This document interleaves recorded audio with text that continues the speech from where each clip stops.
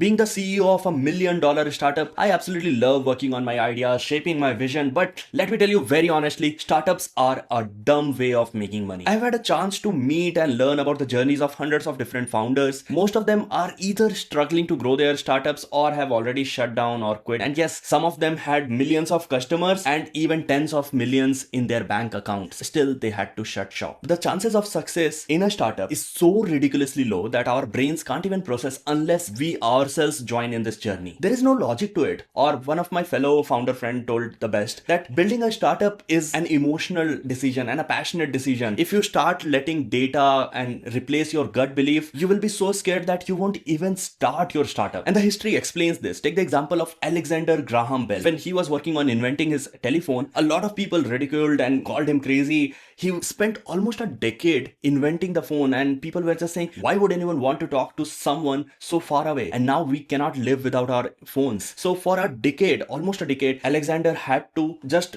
cut out all the noise and work solely on his own beliefs while rejecting all other ideas. Even Jeff Bezos was called crazy while he was building Amazon like a bookstore. But we can make Amazon.com every bit as fun and engaging as a good physical bookstore. It's just it'll be different. Or the KFC founder who had to face thousands of rejections before a single person said yes to his recipe. Now imagine 1,000 people, you go one by one and all of them are saying no and you have to still go and push forward. That's how hard it is to build a startup. That's how hard you need to believe in yourself that you can build a startup. So the question is the belief the sole factor which can make a startup successful? So to answer this question, I started talking to a bunch of founders and combining with my own experiences, I came up with top 5 reasons why success in startups is so hard. Be it schools or colleges, you have always had teachers or coaches to guide you with a curriculum which is defined. Read these books or do these assignments, get good grades, and you have passed successfully. Even in jobs, when we start our jobs,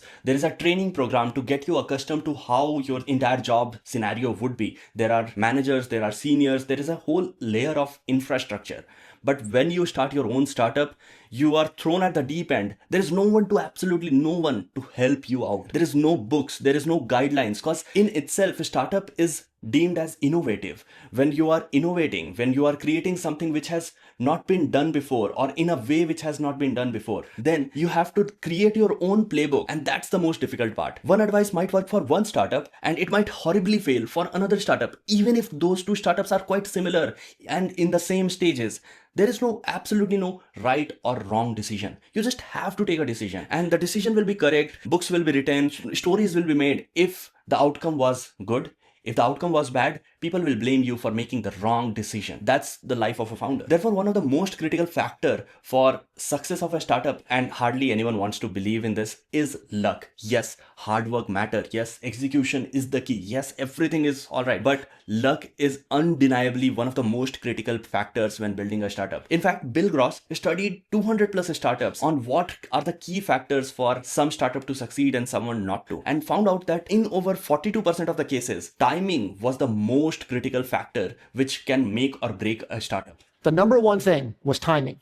Timing accounted for 42% of the difference between success and failure. Let's take the example of Airbnb, which launched during the 2008 recession. During this time, people were looking for cheaper alternatives when traveling, and homeowners were in need for some extra cash due to the scarcity of jobs. Yes, the execution was flawless, but the timing was so perfect that even though in the past investors had rejected Airbnb as an idea, this perfect timing converted Airbnb into a multi-billion-dollar success. But then again, startup success is not just dependent on getting lucky once. Therefore, you need to maximize the number of times you get lucky. And luckily, there is a solution to that. See the wordplay.